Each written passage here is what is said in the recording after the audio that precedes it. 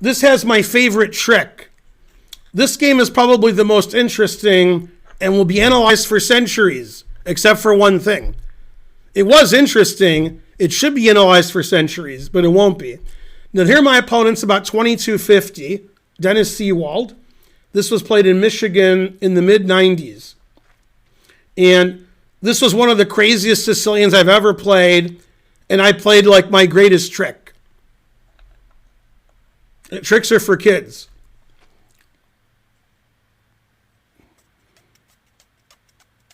Yeah, I played Dennis a few times. Okay, so Sicilian, obviously, frankly. Open Sicilian. And he played bishop c4. Nowadays, I play e6. But before I played e6, I played queen b6. I played queen b6 for like a couple of years. Then I switched to e6. And here, white can make any move.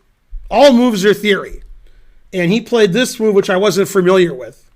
Knight de2. He wants to put his knight on g3 and attack on the king side.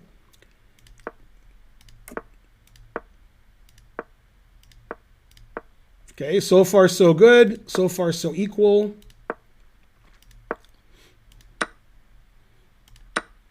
He got rid of his two bishops.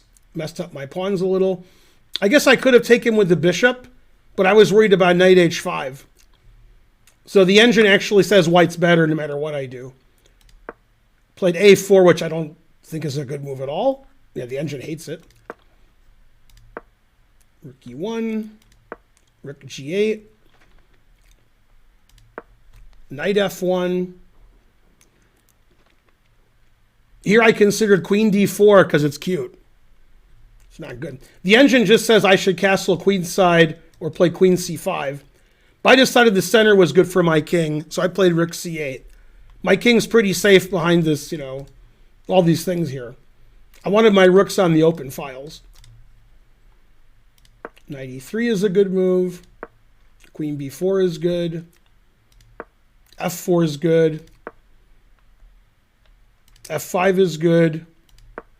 So he gives me the square for my knight, but he weakens my king's side by taking on e6. The engine says he should just play queen h5 here, threatening to take on e6, but not actually take on e6. It doesn't like that move. After queen h5, it says white's better. These are the kind of complicated Sicilian positions which will put you in time trouble. And boy, was he in time trouble at the end of the game. God damn, was he in time trouble.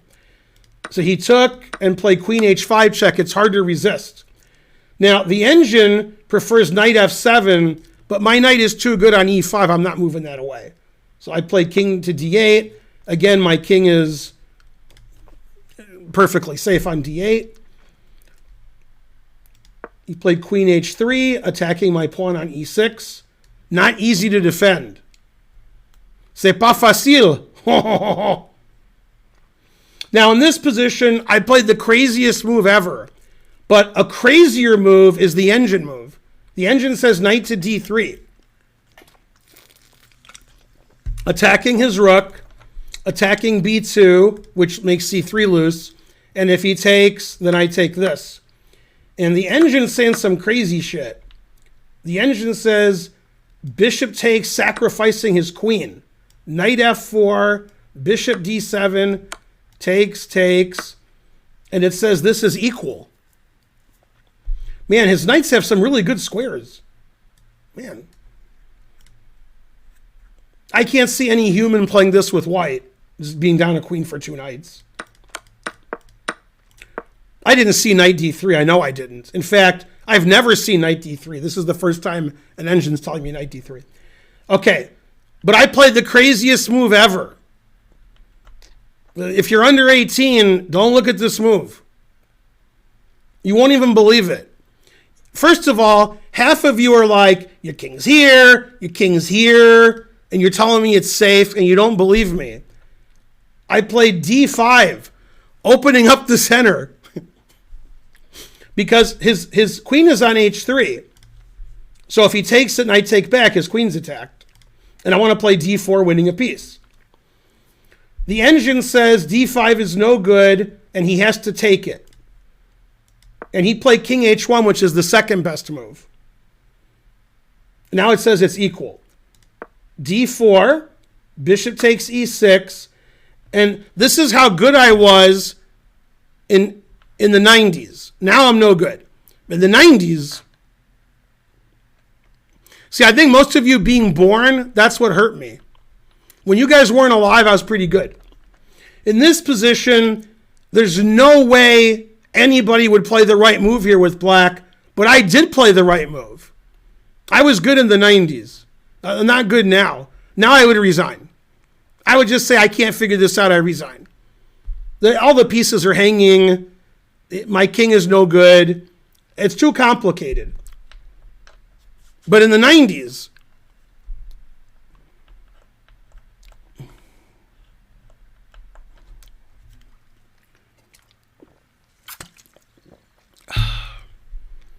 so I could take this knight, I could take this knight, I could take this bishop, but I played the only good move.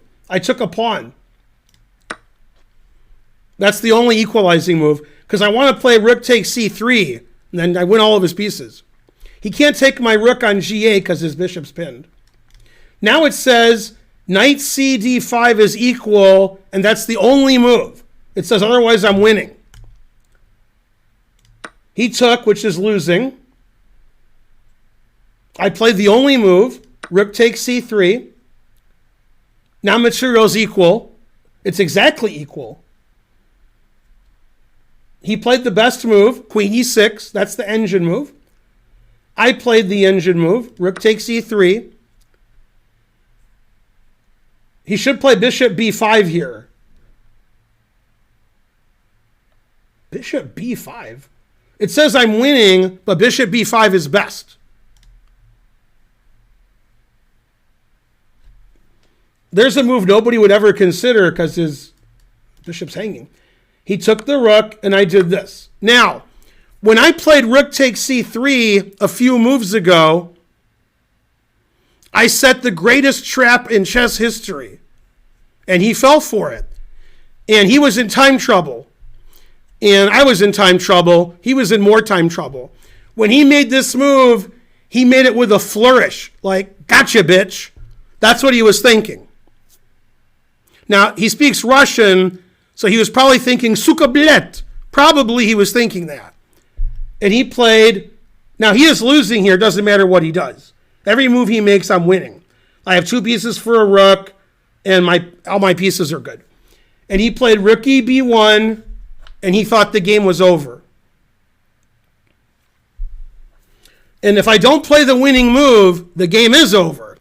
If I play an obvious random move like this, plays rook takes check and queen d5 mate, which is a cute mate. You have to give him, it's a cute mate. Now, I have a funny story about this position. I'm giving a lesson to an A player in Flint, Michigan at his home. And I set up this position. And I said, what should black do? He looked for about 3 minutes and he said, I remember this. I was watching this with my friend and we were like, man, Ben's going to lose. Then you played this move and we were like, wow. But it took him several minutes to recognize it. So he knew what the answer was because he remembers me playing it. Obviously and frankly. Yeah. And I saw this when I played rook c3, that this doesn't work because I play rook a3. And if I don't play rook a3, I'm losing. Now I'm completely winning. And he was quite distraught because he thought he was winning. He didn't see rook a3. So he played rook b1, was thinking, gotcha, bitch. And then when the ambulance was called and they looked at me, I pointed to him. Call an ambulance, but not for me. That was the first example of that.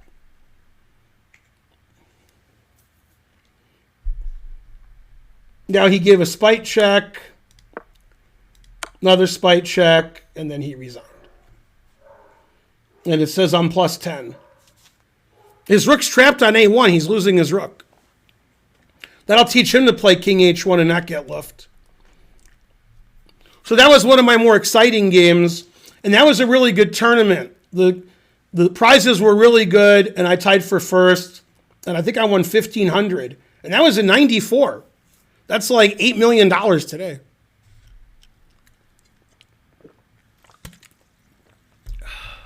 Delicious. Frankly. My king was perfectly safe. I just moved it on over. Slide it on over. Hooray for Ben. Man, he still had to make 11 moves to the time control. No wonder he resigned. His flag was falling too.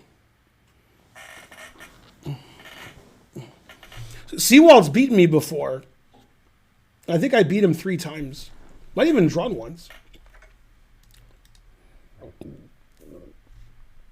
Back in the day. Okay,